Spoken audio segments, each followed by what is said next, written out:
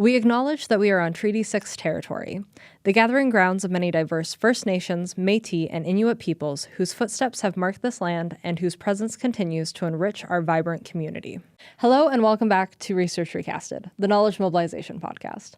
I'm your host, Kelsey Johnston, and today we are joined by Dr. Baiju Vareed. Dr. Baiju Vareed is an associate professor at the School of Social Work at MacEwan University.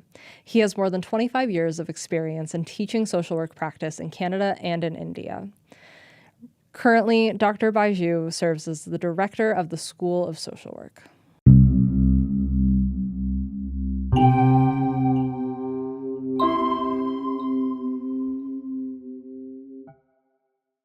Hi, Baiju. Thank you so much for joining us today. Thank you. Thanks for having me. Yeah. So I wanted to start, I was hoping you could give us a kind of just a brief overview of the work you're doing here at MacEwan right now. I'm associate professor in the School of Social Work at MacEwan. I joined MacEwan in 2018. Before joining MacEwan, I have had teaching and practice experience in social work for about 20 years. In MacEwan, my primary research focus is related to social work, but within social work, I focus on critical approaches in social work. Okay. Could you explain a little bit more about what are critical approaches to social work?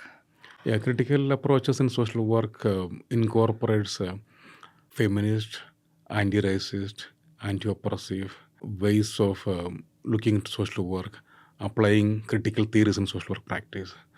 So social work always had been criticized for its limitations in addressing and changing the systems. Social work has been criticized for just pacifying the system and providing support for the victims of the systems. Now we look into how can we modify and change the system, which leads to social problems. That is essentially how critical social work applies in the field. So we borrow lots of theories from critical theories and practice them in the field of social work.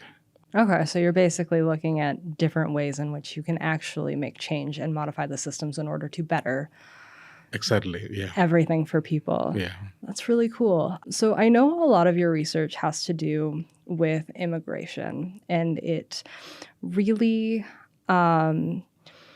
focuses on the experience of immigrants and focuses on the concepts of time and space. And I was wondering if you could kind of just explain that a little bit to us. What is the significance of studying time and space within this context? Yeah.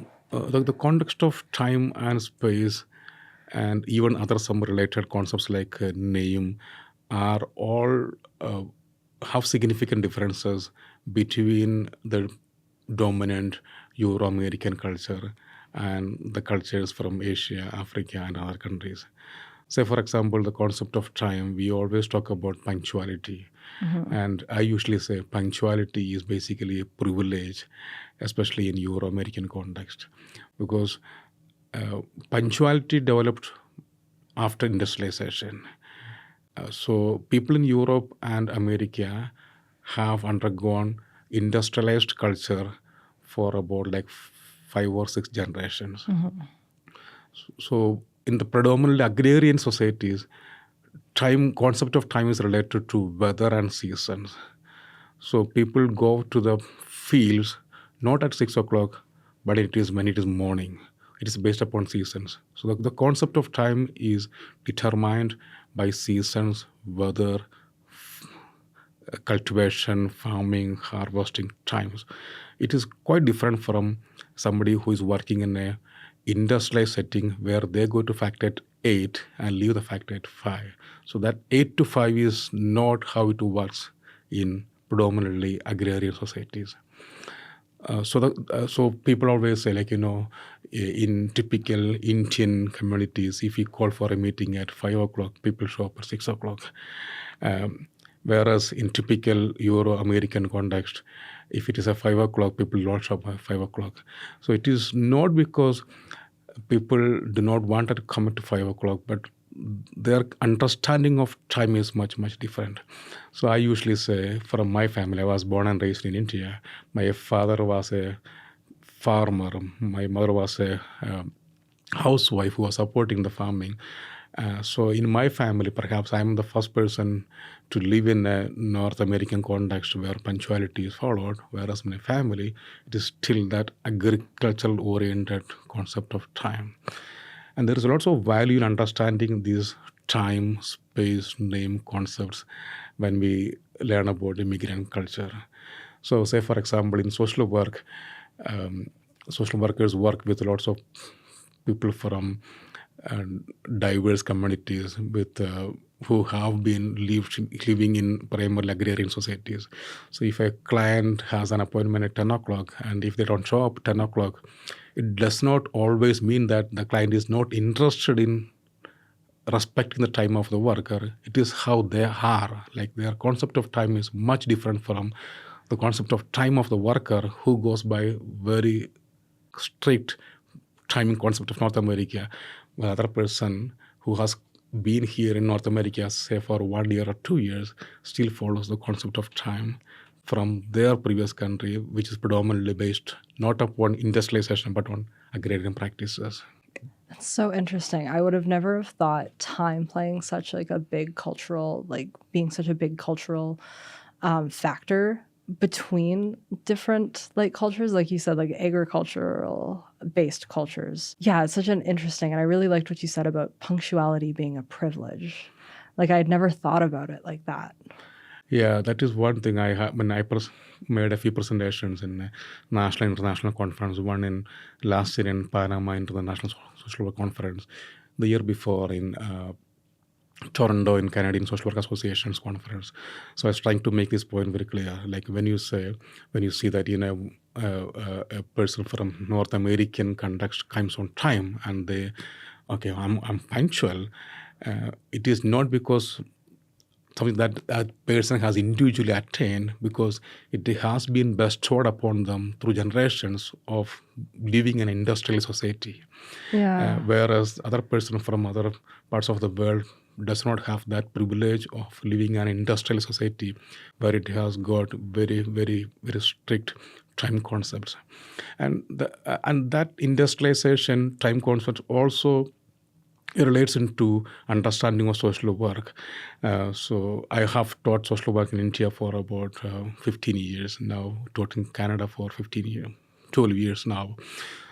So the very basic concept of social work also have emerged from industrialization, and it is related to the concept of time.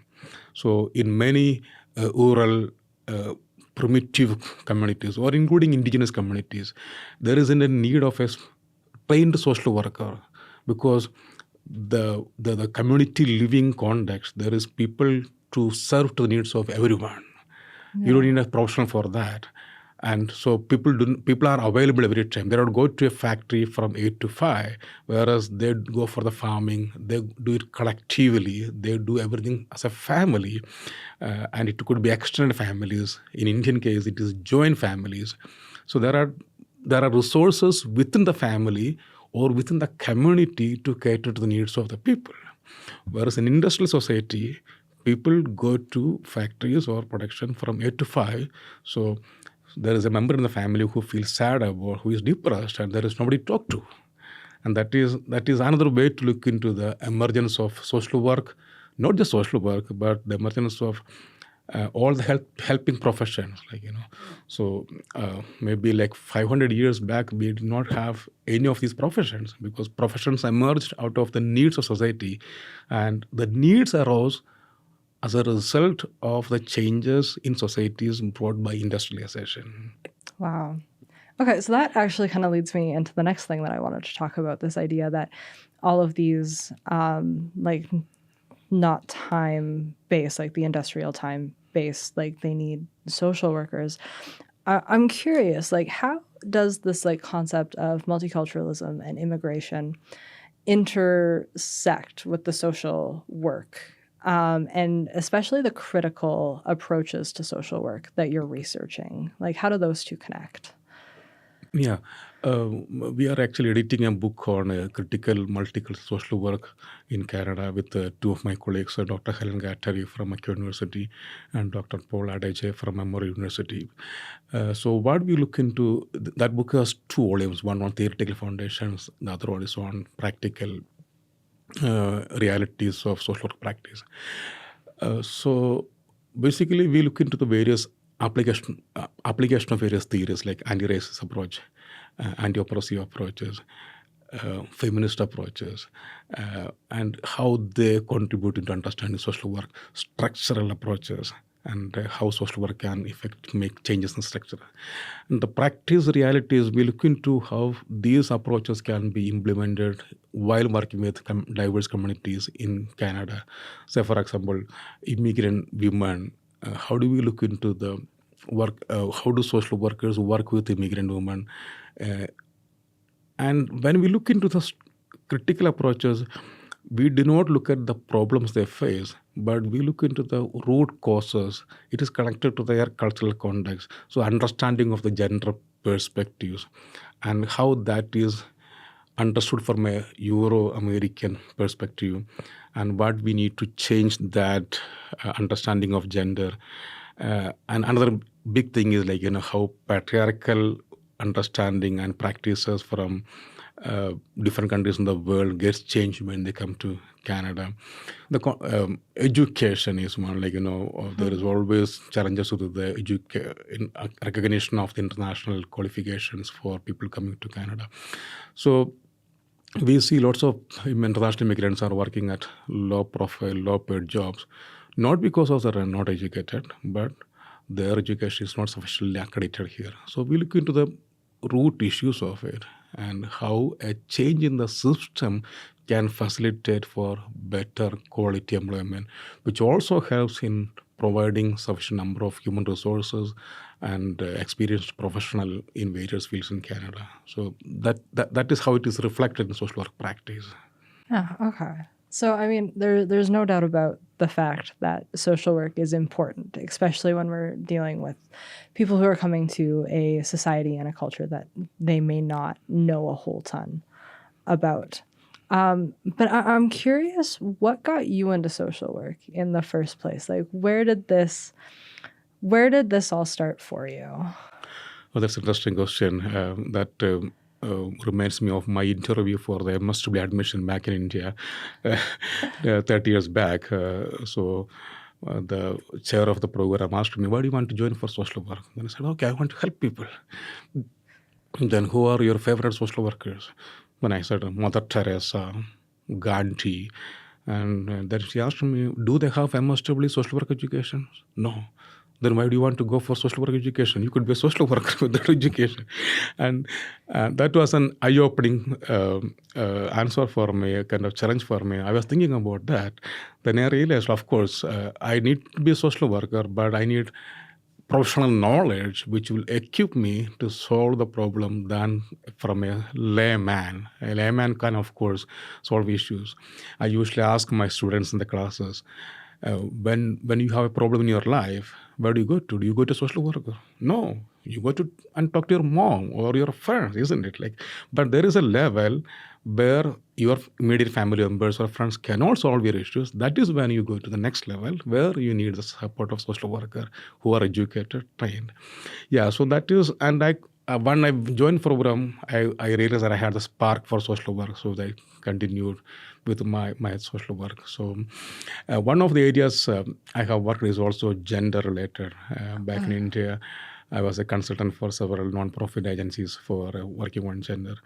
And if you ask me, where did my interest in working for gender came from my family, like looking at my mother and her roles in the family and how the very typical patriarchal structures in our family affects my mother's life. And that is how I began to think about, the roles of gender and contributing how we can mitigate the struggles they undergo through the patriarchal structures. And yeah, those were some of the roots of my social work journey. Yeah. Wow.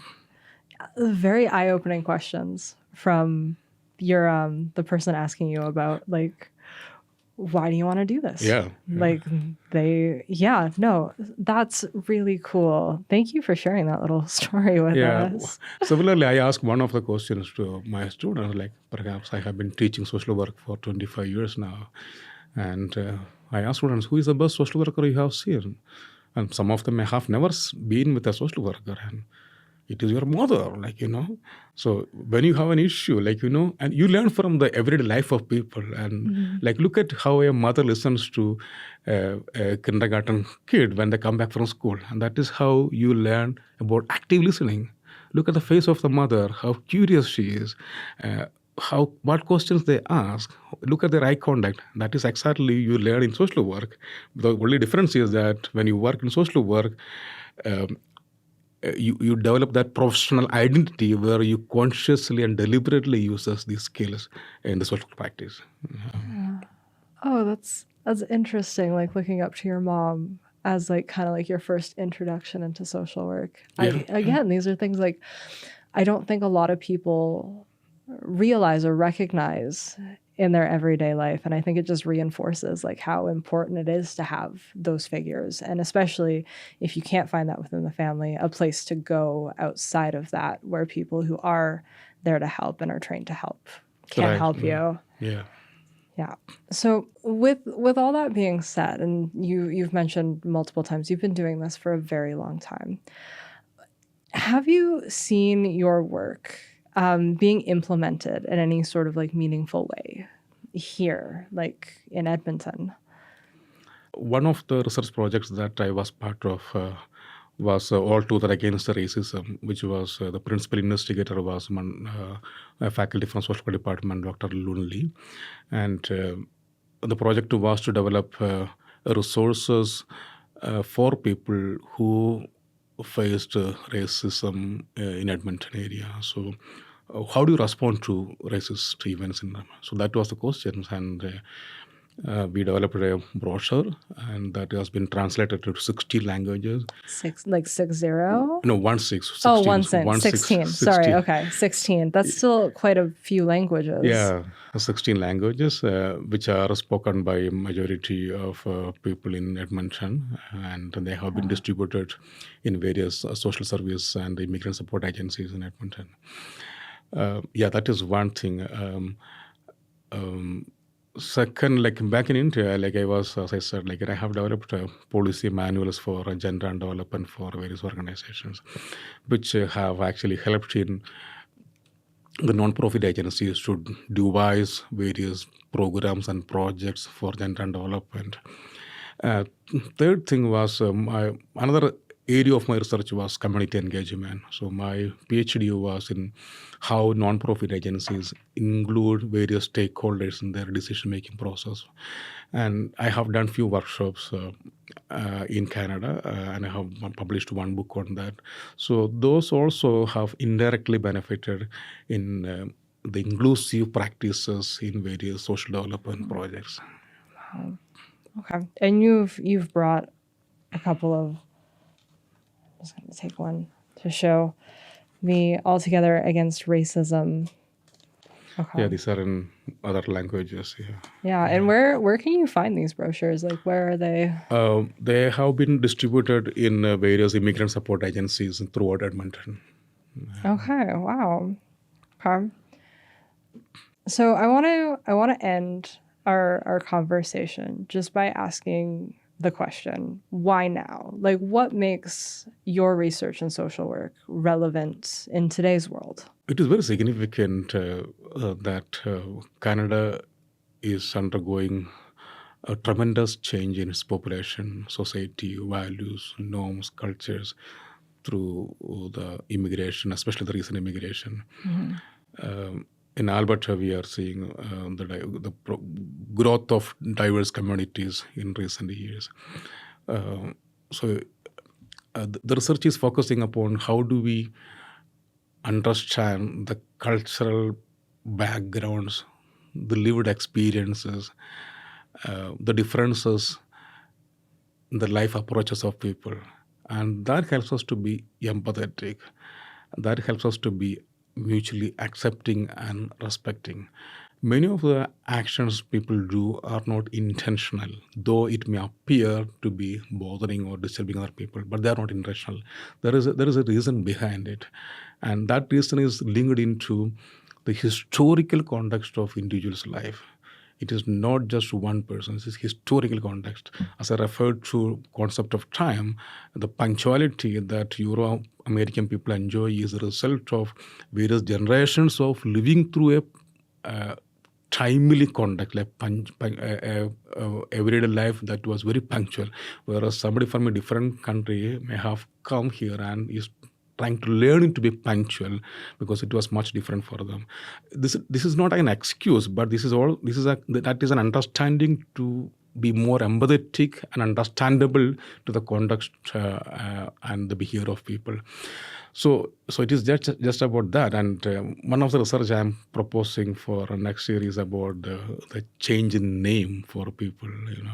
So there is a whole impression people develop by hearing the name of a person, and how does it affect the identity for people. And there are instances where lots of immigrants change their name or modify their names to match to the dominant names that exist in Canada. And how does it affect their identity? So those are the kind of broad questions I wanted to address. And given that we are a much more diverse community now, that deeper, broader, historical, contextual understanding of different cultures is very much required to live harmoniously in a society. So that is why the research is very, very significant at this moment. Well, I just want to say thank you so much for coming on to talk about your research today. And I'm looking forward to seeing what you do in the future, especially because you're right, names have such a huge impact on people. So I will be very interested to see what kind of comes for you in the future. Yeah, thank you. Thanks for the interview. I appreciate it. Well, that's all we have for today's episode of Research Recasted. If you want to support this podcast, you can visit Research Recasted on your favorite podcast platform to find new episodes every 2 weeks. Also, don't forget to check us out on Instagram at Research Recasted, where you can give us a like, leave us a follow, or send us any follow-up questions you have from today's episode. This has been Research Recasted, a knowledge mobilization podcast, brought to you by the Office of Research Services and the Faculty of Fine Arts and Communications at MacEwan University.